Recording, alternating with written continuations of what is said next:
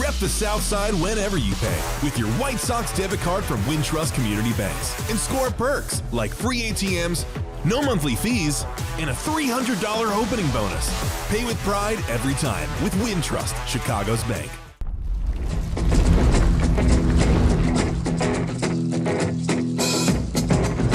Hey everyone, it's Chuck Garfien. It is the White Sox podcast.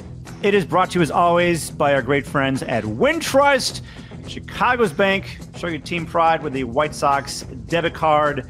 You can get yours at wintrust.com/Sox. Member FDIC, EHL lender. All right, I'm looking outside right now. There is snow on the ground. It is freezing. It is absolutely freezing in Chicago.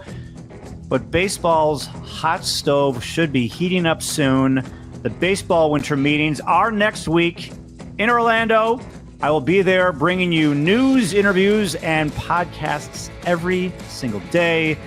And with Chris Getz looking to fill a bunch of holes on the roster, I don't have 3 burning White Sox questions for you.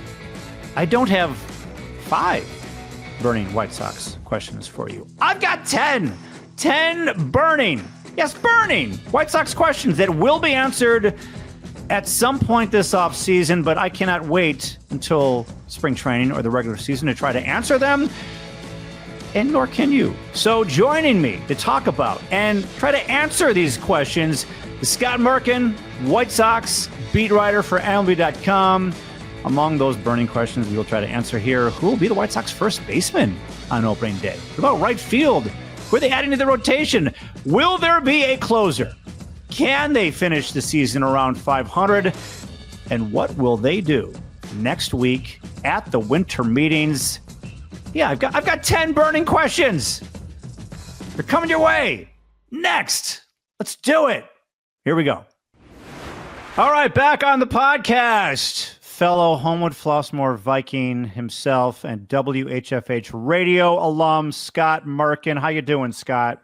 If people only knew how long it took for me to get here with the for a guy who works for MLB.com, I'm not the most technically savvy person, but we got it done, Chuck. I've had better weeks, but I'm doing okay right now. Yeah, it only took 45 minutes for Scott to figure things out with his computer. We had to get NASA involved to try to get this connection going. We got it. It worked.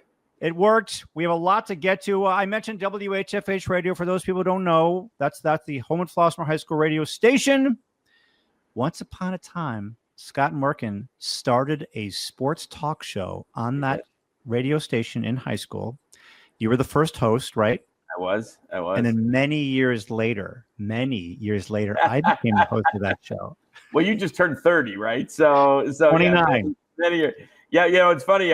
Chuck knows both my younger brothers, Jeff and Randy, who both worked on that show and at that station. And Randy just posted a audio of when he went with WHFH to the East St. Louis football game, which is probably, aside from the state title, the biggest moment in HF football history, when they won at East St. Louis, who's like, East St. Louis is like a small college program, basically.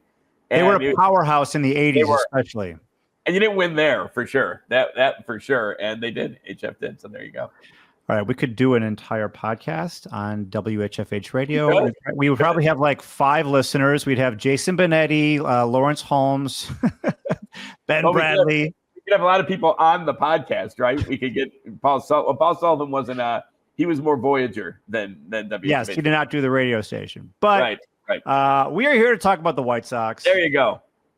And I have come to this podcast with 10 burning questions that we are going to answer, or at least try to answer here on the podcast. Are you ready to do it, Scott? I'll give my best. Give your best, please. I guess that's yes. Our number one question, and let's just cut to the chase. The winter meetings are next week. Tough to predict when trades and signings will happen, but what will the White Sox do at the winter meetings next week? Last year, they traded 𝗵𝗀 at the winter meetings. The year before, they signed 𝗵𝗀𝗍. We've covered many of them. Usually, something happens with the White Sox. Well, I'll put a caveat on this in saying that, talking to people last year, 𝗄𝗃 did not look like it was going to get done as of, let's see, the last day was a Wednesday, right? And it happened literally. I remember sitting in the Rule 5 draft and seeing on my phone and hearing from people, the trade is going down. That Tuesday night, it didn't look like, or Tuesday, it didn't seem like it was going to happen. Right. So you never know on these things. I think when, past regime, Rick Hahn, when they made the Chris Sale deal, I think they knew that was going down during the winter meetings. I think, Chris Getz with the Dylan Cease trade, they came to that weekend before the trade happened, took kind of the final offers, and then made their decision. Tuesday or Wednesday during that next week during spring training. So I'm not sure if the Sox have 𝗄𝗃 or Cease or Sale to do that with this year. I mean, Luis Robert, let's cut to the chase. Great guy. I know you've enjoyed covering him, Chuck. Hard worker, low-key dude. Even when you talk to him one-on-one, just a really low-key guy, but fits well in that clubhouse. But I'm not sure he's going to draw what you want in a trade at this point, especially a Luis Robert for someone else trade. You may have to combine another player with him in a trade. So do you make the deal and try and free up that money a little bit, the $20 million that you picked up, the option-wise, or do you keep him? So this is a long answer to say I really don't know. I'll tell you what, I think they're going to take someone to the Rule 5 draft. They'll have the second pick. And I think they have a good shot to be number one in the draft lottery. Aside from that, I don't, know. I know they want to add on left-handed, a left-handed bat. They're looking at first base. They're looking at corner outfield. Mm-hmm. They're going to add another veteran starter, right? They have a really good young core of pitchers who fit well together. Shane Smith, who I wrote about this week, Davis Martin, Sean Burke, Jonathan Cannon. Drew Thorpe's coming back. Noah Schultz and Hagen Smith are on the rise. Tanner McDougal just got added to the 40-man. But you want another veteran or two in that mix too. So all those are possibilities. I cannot at this point guarantee what's going to happen. Basically because it's different the last couple of years because there's not that rebuild key guy that can change things around to make the deal on. You know what I'm saying? I mean, 𝗄𝗃, they did very well on that trade so far. But you better do well on a trade for Garrett 𝗄𝗃, right? Because he's one of the best 4 or 5 starting pitchers in the entire game. So if you don't do well for him, you're failing right off the bat. I don't think there's a guy like that on the Sox roster unless they trade a younger guy. And even if they trade a younger guy, I don't think he's 𝗄𝗃 level. All right. So Chris Getz said at the GM meetings, and I'm quoting him here, we're going to be able to add some free agents. We're going to be aggressive in the right places. So this is not going to be them signing 𝗁𝗏 𝗏𝗏. This sounds like 1-year deals, maybe 2-year deals. We'll see. So here is burning question number 2. Who will be the White Sox first baseman on opening day? Wow. So right now we're assuming it's Lenyn Sosa. As we sit here today taping this, right, Miguel? Are we? I don't know. I don't know. No, I'm saying as of today, with no moves being made, Miguel Vargas is the third baseman. Lenyn Sosa is the first baseman. I don't know. Well, okay. I would say someone like a Nathaniel Lowe could be the first baseman. I mean, a left-handed bat, good veteran presence that can help you for a year, can hit a little bit, can play defense over there at first. So someone of that ilk, may not be him exactly. It's interesting because Chris, I forgot when he did a bunch of Zooms during the offseason at the beginning. Or no, like when moves started happening, they started adding to the coaching staff. They made a couple roster moves. And at one point he said, came out and said he didn't think this offseason was a multi-year deal type of offseason. And then he changed a little bit at the general managers meetings where he said, well, if they make sense, we're going to do them. So you wonder if that changed or if someone got in his ear a little bit and said, let's not rule anything out until, it happened. Well, he's the guy in charge, but maybe he rethought it. But like you said, I would not wait on a 𝗁𝗏 𝗏𝗏 or Kyle Tucker or Alex Bregman announcement. I think if it's a guy along the lines of 𝗏𝗏 who could help you this year, also could be traded at the deadline to kind of flip. At some point during this rebuild, they're going to have to just build what they have and stop flipping, obviously. This is not like one of those HD TV house selling reality shows. You got to turn at some point from building to winning, right?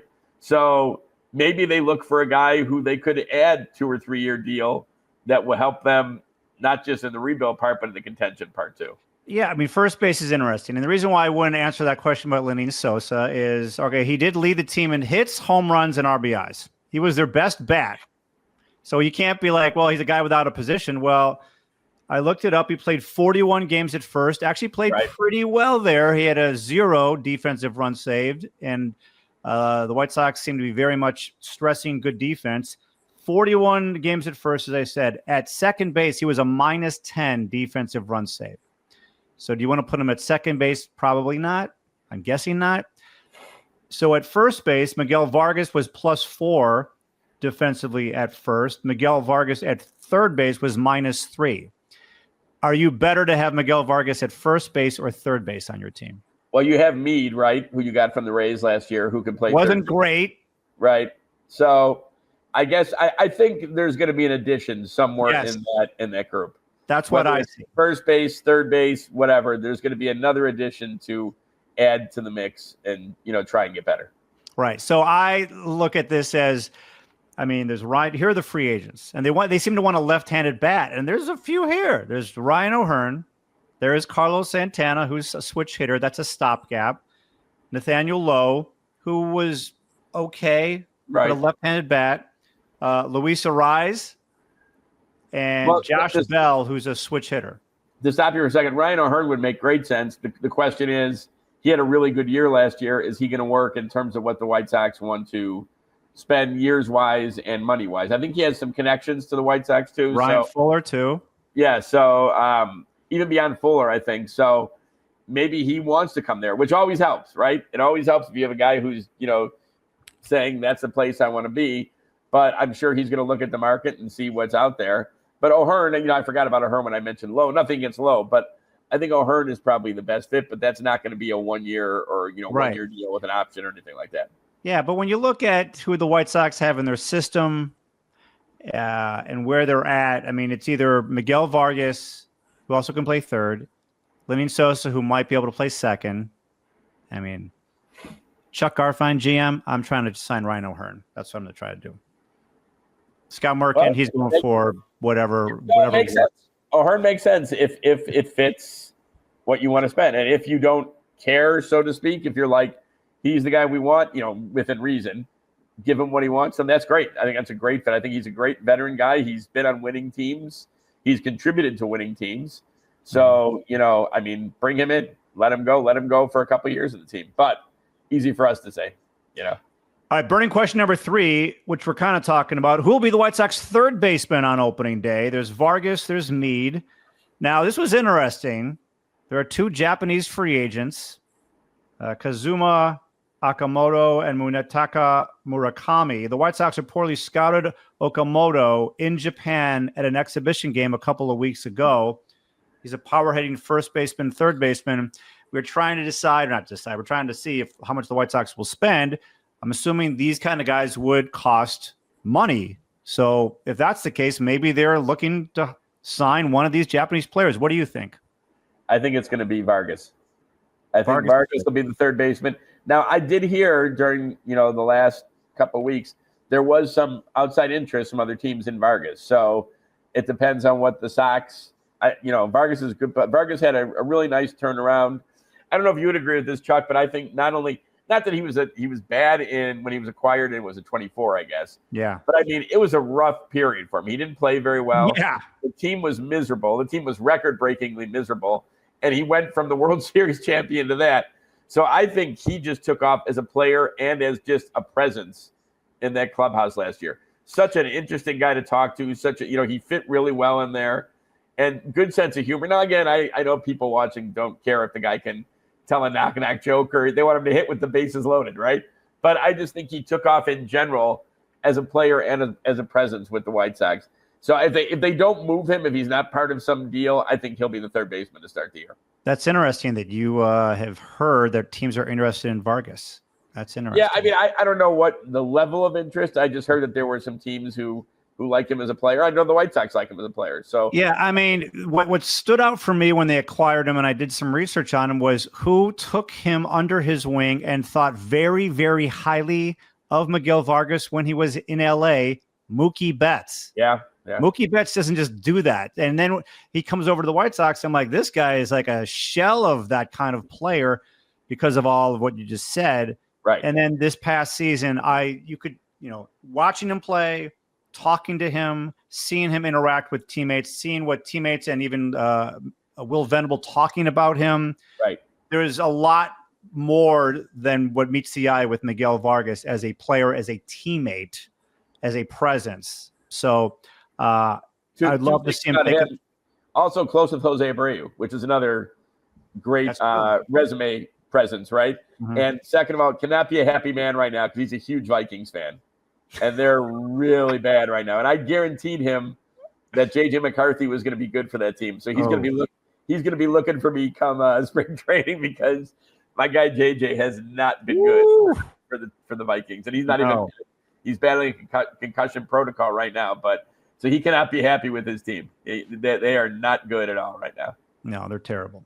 Here's a question for you. Who will be the right fielder on opening day? Can it be Braden Montgomery? And if it's not Braden Montgomery, who will it be?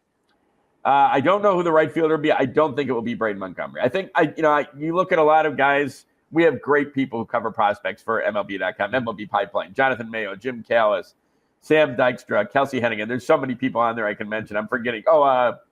Jesse Borick. There's just so many good people. And everyone you see pretty much has Montgomery targeted for 27. I think Montgomery is going to force the issue, and I think he'll be up this year. I do not think he will be on opening day roster. I think that's almost a lock that he will not be. I think there are some, and rightfully so, who believe, not just in the Sox organization, but overall, that it's kind of tough to have a guy make his major league debut and make it on opening day on top of it.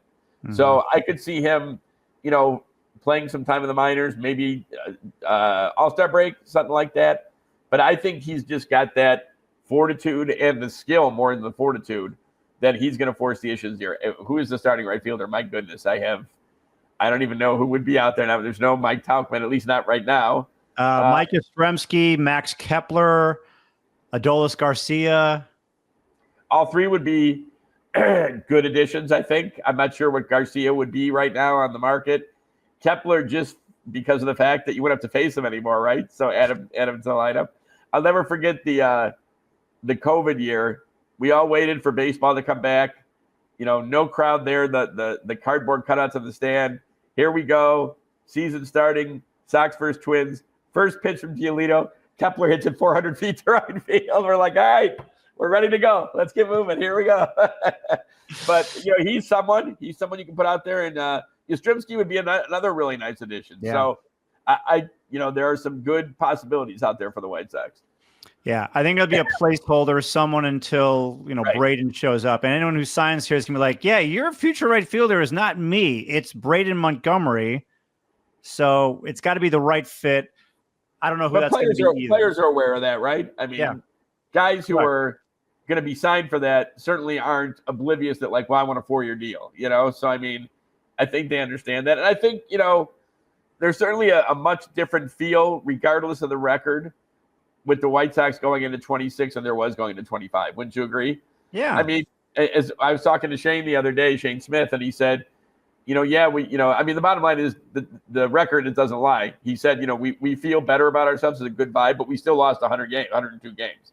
So you got to get better. It's 3 straight years of 100 losses, but so much different vibe on this team, more hope, and just, creeping closer to where they want to be compared to coming out of 24 going into 25. Yeah. I mean, if you're a player, a free agent, and you're looking at teams, what teams are trending in the right direction? You can look at it that way. And the White Sox are a team that's trending in the right direction. Last year, no. It was like, where is this even going? And the team that they were in the second half showed even more promise. So I could see a free agent of that ilk wanting to sign here, but we'll see. That's going to be an interesting. I'm very curious to see who's in right and who's in left with the White Sox. And it makes a difference, for these players who are looking at the Sox. Obviously, money makes a difference, right? But for these players who maybe are getting about the same offers, to see a guy like Colson come up and hit 21 home runs, to see the play of Kyle Teal, to see Edgar Caro, to see Chase Mydra, to see Shane Smith pitch, to see Davis Martin and Sean Burke and so forth and so on. Jordan Leisure and Grant Taylor in the bullpen. you're not just talking about it. Everyone can talk about prospects.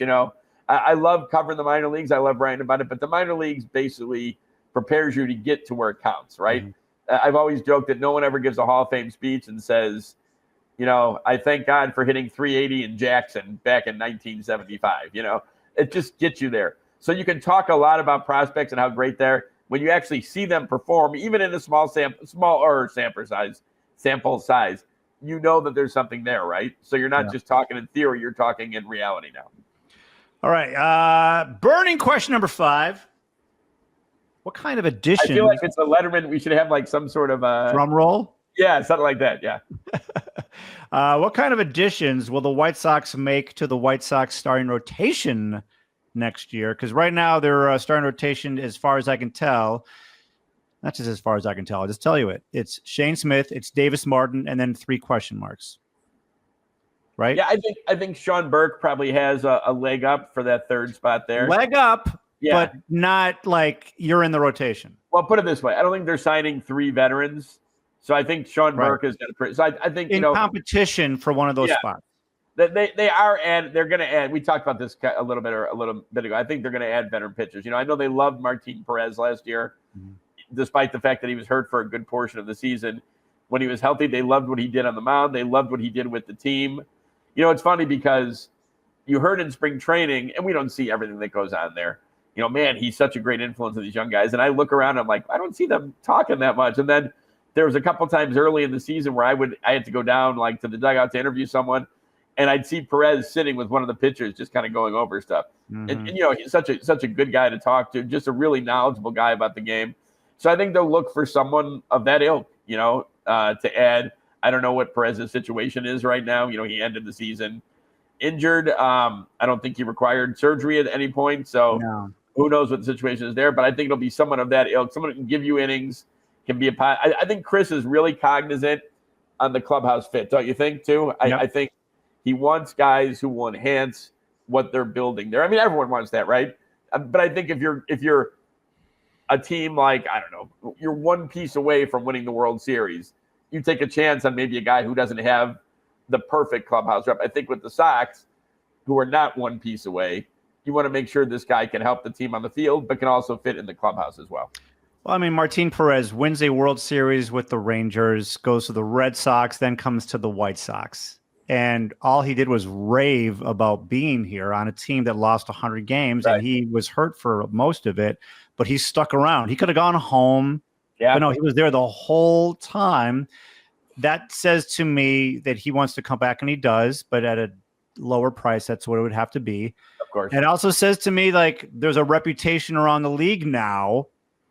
Now it's not. We're not going to see Justin Verlander signing here, but although he would be a good guy to have in that rotation. Would be incredible. Talk about he's going to want to win. Veteran, of course. Talk about an incredible veteran presence for a year, though. My goodness, he'd be perfect. Right. So that's what I think. If there's a pitcher out there who's looking for a 1-year deal, I got a few here. Would Merrill Kelly get a 1-year deal? No, probably a little more than that. Yeah. Walker Buehler, Adrian Hauser, Patrick Corbin, who I said on the previous podcast, that's my prediction that they'll sign him. Jose Quintana. There's enough guys. Now, I know they had Instant Quintana last year before they settled on. Not settled. That's a bad choice of words. Before they moved on and went to 𝗵·Perez. So Quintana could be a guy, I guess, who could come back. Quintana, isn't that a great story? I mean, a guy who was not protected by the Yankees, the Sox scouts. I think it was Joe Sears and 𝗵·Ch I'm pronouncing his name wrong. I know it. Found him, and what is he, 14 years into the game now? I'm looking it up because I want to actually see all the teams that he's played for since the White Sox traded him. Hold on a second. I mean, this is crazy. He's traded to the Cubs since 2021. You want to guess how many teams he's played for? Since 2021, I will say since 2021. So that's 21, 22, 23, 24, 5 seasons. 7 teams, I'll say. Angels, Giants, Pirates, Cardinals, Mets, Braves. I missed by 1. Not Braves, Brewers, 6. Brewers. I missed by 1. It's a lot. But look, I mean, he had a 3.97 ERA or 9.6 ERA last year, went 11-7 with the Brewers. The dude just, there's no other way to describe it, but he just knows how to pitch, right? He just knows how to go out. He's a lesser accomplished like Mark Buehrle. You don't look at him and say, oh, he still throws 98 or he has this pitch. Right. He just goes out there, and then at the end of 6 innings, you're like, oh, he's going to have 3 runs and 5 hits. That's just the kind of guy he's been since he's got with the Sox. Here is a interesting question that what's that? This is number 6. Number 6, right? Number 6. All these questions are interesting, but I think this, of course, they are. But will the White Sox sign a closer? I think they will. They will. Before you answer, I want to explain why I feel they need to. As a team, they had 25 saves last year, last in the majors. They were 25 for 49 in save opportunities. 8 different pitchers got saves. But I just want to go back to that. You know, the reason why I get like damaged at times, like emotionally from a White Sox season, is when I realized that I was on the set for 24 blown saves. Were you really? Yeah, they were 25 for 49. I will say 25 for 49 can be a little misleading because, you know, you come in and it's 5-4 in the 6th and the bases are loaded and nobody out. You have to sack fly, and strike out the next 2, and that's a blown save, right? Is that a blown save in the 6th? It is, absolutely.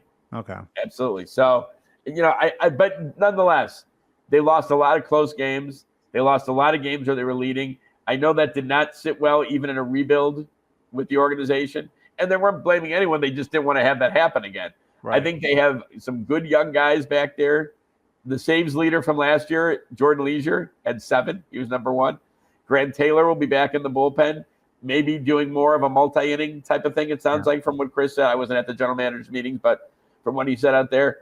But I think they will get a closer. I really do. I think, you know, you can get a closer and allow guys to work through late inning roles like that and learn from him as well, and maybe move into that role. Maybe you move him, you know, at the deadline and someone takes over the rest of the way.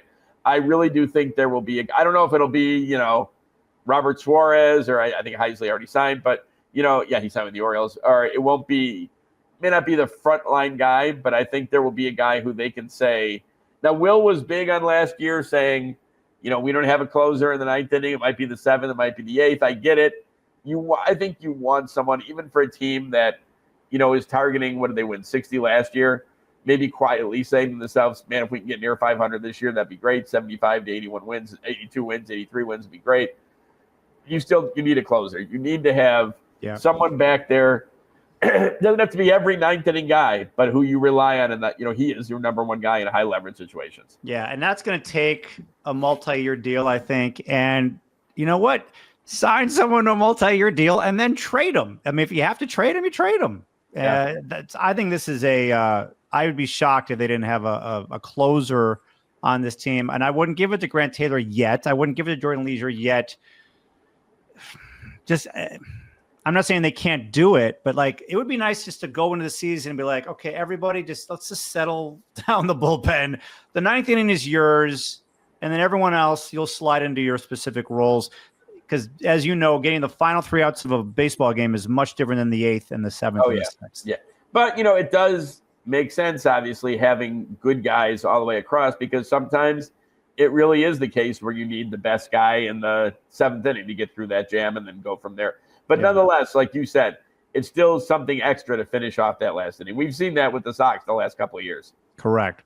All right. Number 7, burning question. What players could get traded from this team? Now, you brought up Luis Robert Jr. And Chris Getz said at the GM meetings, quote, "We are planning on him being in a White Sox uniform on opening day." So if you're planning on it, okay, you're planning on him being there, but there could obviously be a trade that would happen and that would change that. And as I look at the landscape here, Scott, I mean, among the teams looking to upgrade in center field this year, this offseason, Phillies, Mets, Rays, Orioles, Diamondbacks, Royals. Your center field free agents are Harrison Bader, Cedric Mullins, 𝗂𝗂𝗶𝗍𝗂, Garrett Hampson. I don't know how many other guys are available on the trade market, but people are saying, for obvious reasons, that Luis Robert Jr. doesn't stay healthy. He's had an up and down last couple of seasons, but he does play really good defense. And if you're looking to upgrade in center field, I could see a trade. I could see a trade happening this offseason. What do you see? Well, here, everything you said is accurate. And we've talked about, the immense value of Luis and, seems to fit wherever he goes. And this, Chuck, you talk to a lot of people too. I mean, you really hear from people across the clubhouse what a good guy he is and how hard he works. You don't hear that about every player all the time, but you really do hear that consistently about Luis Robert. Yes. Now the question is, when you're trading him, are you picking up any of the $20 million he's owed for this year? Because that does affect the prospect return. Sure. Absolutely. Yeah. Or are you willing to move him if a team like, sort of what we saw with Devers, right? Are you willing to move him, Rafael Devers, I'm talking about, if some team takes the $20 million and you take what you can? Or do you attach another player onto Robert in the deal and try and enhance the return? So there's a lot of possibilities. Or is he your starting center fielder? Once again, I'll tell you what, Luis Robert could probably write a book about handling trade rumors at this point, because legitimately, I think he's been talked about since the 24 deadline at this point. Mm-hmm. So, I mean, and it makes sense because, as Chris Getz has astutely said, he can't shut the door on anyone pretty much, right? I mean, I'm sure there are a few guys on that team who he's not trading. He's not trading Colson Montgomery. He's not trading Noah Schultz, that kind of thing. But I think at this point, and it's kind of like what, Rick Hahn said in the previous regime, in this point of the rebuild as you're building up, anyone is possible, right? You can move pretty much anyone. So I think, Luis is out there to be had if the right ask is there. And now the question is, what is the right ask? Is it taking the $20 million completely, or is it, a really good prospect if you eat a little bit of the money, or are you fine keeping him? But I think, anything I was just watching some wrestling documentary this weekend, and to quote Ted DiBiase, the $1 Million Man, everyone has a price, right? So we'll see what, that is with Luis, if there is one with Luis Robert. I mean, if he's going for $20 million for next year, and say the White Sox say, hey, we'll pay for half of it so we get a better prospect in return. All right, $10 million, but we get this great prospect. And then whoever acquires him, can spend that $10 million that you're not paying on somebody else. Like, you can look at it that way, maybe. I don't know. It's I can see all sorts of scenarios happening. He gets traded in the offseason. He gets traded in spring training. He doesn't get traded until the deadline, or he's on the team the whole rest of the season, and we go through this one more time next year. Because here's a question I want to ask you, Scott. If they trade him, who's their future center fielder? That's a fair point. That's a fair point. But on the same sense as Robert, at the most, well, not the most, in this contract, you have him at the most for this year and next year, right? Yes. If you exercise a $20 million option, which, if he can stay healthy, and let's say 2023 was kind of the outlier. Let's say he's a very good player, but he's not going to be MVP. That's still a really good player, right? I mean, it's a good defensive player, a 30 stolen base guy, a guy who can hit you 20 home runs. So, no, there really is, no one that I can think of off the top of my head in that system right now that's like knocking on the door, unless they envision Braden Montgomery going there at some point. But I don't think they see him as a center fielder right now. So. If I'm another team, and there's a lot to Robert, obviously, right? Good and bad. But if I'm the Phillies, and I'm like, I can put Luis Robert Jr. batting 7th in my lineup. Like, what does that do for my lineup and my defense? Or the Mets, whatever you want to say. He's not going to have to be the number 3 or number 4 hitter. He's not alpha, and it's nothing against Luis Robert Jr. because not everyone is alpha. And so he can be his beta self. Absolutely. And they have other leaders on the team wherever he's going to get traded if it happens, and he can flourish. Like, there's so much more to him than just look at his stat line from the last two. I think it's not even alpha beta. I think it's just that, like you said, he won't have to be the guy, right? Yeah. He won't be the guy in the lineup, wherever he goes. I don't think Luis Robert is going to Pittsburgh, or he's going to the A's, or the A's are kind of up and coming too. But, I don't think he's going to a second division team. I think he's going to a contender. So wherever he goes, he's going to be the 5th, 6th, 7th guy in the lineup. No, he might end up playing well above that level, right? Yeah. The biggest thing with him, and he readily admits it, is he's got to stay healthy, and he just has not done that consistently. I mean, people talk about, oh, he came around in the second half. Well, he did, but he missed the last 6 weeks of the season too, And it's kind of I would think, I'm not privy to these conversations, I'm not part of them, but I would think it's kind of a tougher trade talk when they say, yeah, he's good, but look what he missed again last year. That's there's the word "but" follows Louis Robert Jr. wherever he goes. So I'm not blinded by the fact that I could see why teams could be reluctant to acquire him as well. I will say a funny moment with him last year. After we interviewed him like right before the trade deadline, and I went over after we were done and I shook his hand and I said, "Hey, thanks for everything," because he was, he was good. He's a good guy. Still is a good guy. And he kind of mumbled and looked at me and he's like, "I'll still be here." So I think he knew he wasn't going anywhere at that point. So my feeling is like defense is so important in baseball these days, and how much is up the middle defense considered, how important that is in baseball. You put Luis Robert Jr. in center field, like I'm not saying he's the best center fielder, but like in terms of who's available, him and Harrison Bader, there's not even anyone close to these two guys. No, it's important, but again, and I think Harrison Bader has a little bit of this too. You got to have, availability. To quote the line from 𝗪cie 𝗶𝗹 in A Bronx Tale, availability is the key, and he has not been there. And I'm not saying anything that he hasn't said. So I think he's handled the situation real well. I talked to him a couple times one-on-one in spring training last year, where I think he kind of thought, "There's no way I'll be the opening day starting center fielder for the White Sox," but he was, and he was ready to go. So I think wherever he'll be is where he's going to be ready to play. I don't think there's going to be anything like "I'm still here," or "Are you going to extend me?" or that kind of thing. He's like, "Okay, let's get going. We're in Milwaukee. Let's play baseball." All right. Well, my eighth burning question was, if the White Sox trade Robert, who's their future center fielder? I think it's 𝗪cie 𝗶𝗶. Like, that's where we're at. Well, he's the immediate future center fielder. Yeah. Although, system, are you moving Braden Montgomery to center field? Am I missing someone? Who is their future center fielder? I mean, George Wolko is a good, Oh, George Wolko. Okay. But he's also, a true prospect, right? I mean, he's got some years until he's 19. Yeah, exactly. So, yeah, I forgot about Pereira. In terms of if they trade him for 26, Pereira is your center fielder. All right. Unless you add someone from the free agent market. Yeah, it's really interesting. All right. Burning question number 9. 9. We're almost done. How much will a new pitching coach and hitting coach help the White Sox? I mean, I thought personally, I've talked to both guys now. I think they're good both guys. Good guys. Good guys. Everyone's a good guy. This is a little inside joke with Merk and me. It's not everyone, but a lot of people are. Interesting perspectives. But I don't know about you. I thought Ethan Katz and Marcus Thames did a good job. I thought they helped. I think the offense was huge for the most part of the second half, right? Turned around a great. And by the way, they were both immediately hired or almost immediately hired in the offseason by other teams. Yeah. You cannot say that about previous coaching staffs with the White Sox. Yeah, I think ultimately, it's good to have the voice you want. Yeah. But I think it's a player's game. You can, show them all you want. You can teach them all you want. They got to perform on the field, and they know that. So a lot of good guys in that lineup. So they got to come through and produce no matter who's, Chuck, we've both been, doing this long enough where we've heard, so-and-so will fix them. So-and-so will do this. And ultimately, I think even the best of coaches, I go back to, I think one of the most underrated coaches in the history of Chicago sports is Greg Walker and Mike Ellinger as the 1-2 tandem with, the World Series team. And I think they'll be the first one to tell you, we show them what we know, but they got to execute it on the field. So good coaches, good managers are great. You got to have the guys perform. Yeah, I think it's a combination of, I think this staff is trying to find a combination of coaches that can really teach, and I'm not saying the other guys couldn't, and players who can be teachable. Right.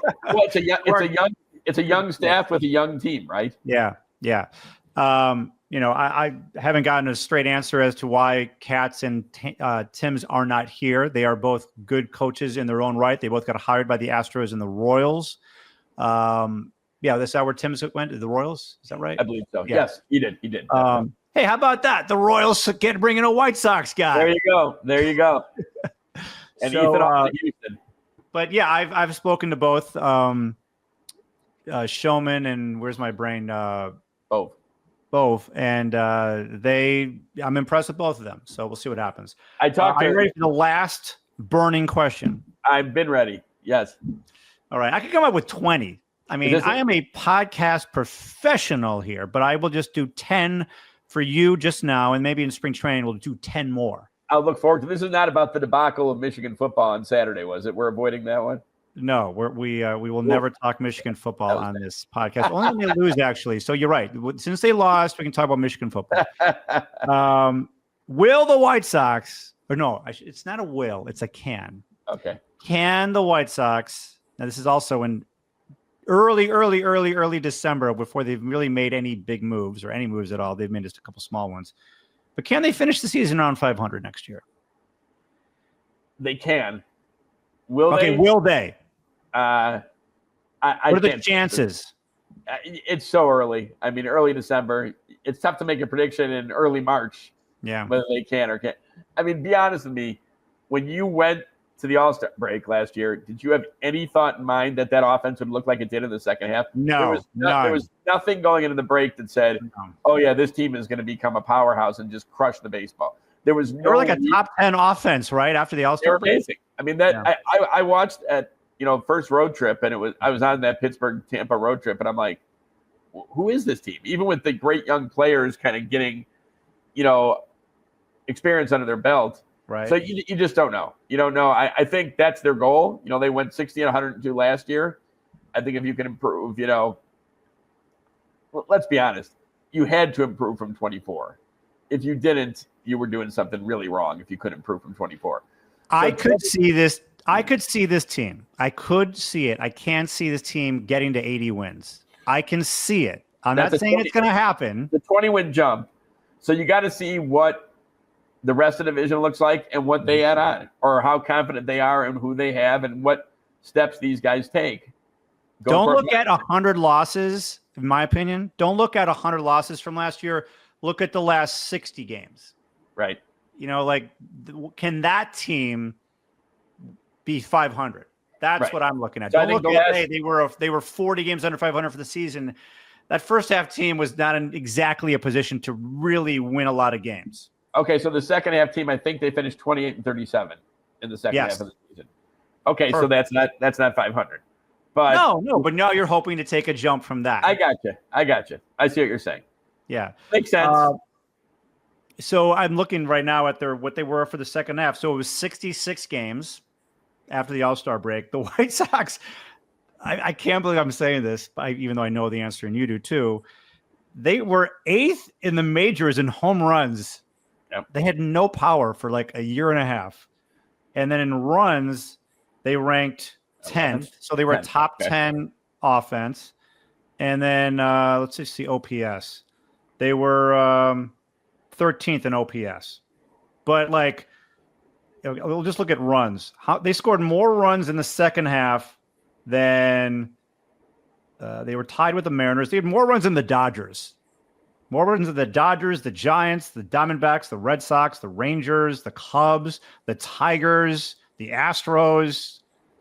Just interesting how that played out last year for them. I mean, I think a great, example is Colson, obviously. Now, I always thought, literally from early on in his career, this is a guy who was going to be better in the major leagues than it mattered in the minors, because I thought he was just a primetime center stage guy who, when, the lights were brightest, he was going to be at his best. But I don't think there was anyone, including probably Colson, who saw 21 home runs in his first 71 games, right? That was just crazy. And it's funny, we joked about, I think maybe, as a first-year guy, talking to the media 4 or 5 times a week kind of wore on him a little bit near the end. But we're like, dude, you're hitting a home run of importance every day. You're the topic, I mean, if you go 0-for-4, we're probably not going to search you out and talk to you, but you're crushing the baseball right now. And yeah. Again, Colson Montgomery, good guy. Good guy. Really good guy. Big IU star. Seen him in seen a lot of videos of him in IU basketball, IU football, really embracing his IU roots this offseason. Yes. Really good guy. Key guy for that team. Key guy. Who's a bad guy? We're not going to go into that. Oh, no one in this organization. Everyone. I can give you a few bad guys off the air. Well, you're a good guy, Scott Merkin. Thanks for doing this. It took me 45 minutes to get on here, but we got it. So it took you longer to get on the podcast than it did for us to do the podcast. How about that? Should we stretch this another 3 minutes so it doesn't happen that way? No. I like that I will always be able to say I did a podcast with you, which was shorter than how long it took for you to figure out how to get on the podcast. The whole comparison of this is about 10 minutes shorter than a Mark Buehrle complete game, pretty much. Yes, that is true. I will see you in Orlando. I'll be there. Good Lord willing. Right. Winter meetings next week. Everybody get your ears and brains ready for a lot of podcasts coming your way from the winter meetings next week, and we'll see what the White Sox do. Scott Merkin, read his stuff at MLB.com and wherever you read MLB.com. Anything else you want to plug before we wrap it up here before it gets to 45 minutes? I think that's about it. I guess good talk with Shane Smith this week. That'll be on the site at some point. So, all right. That is a wrap for this edition of the White Sox podcast. 𝗗cie 𝗿𝗀𝗀, good guy, great guy, legendary guy. Hall of Famer. Iconic guy. We're getting close to 45.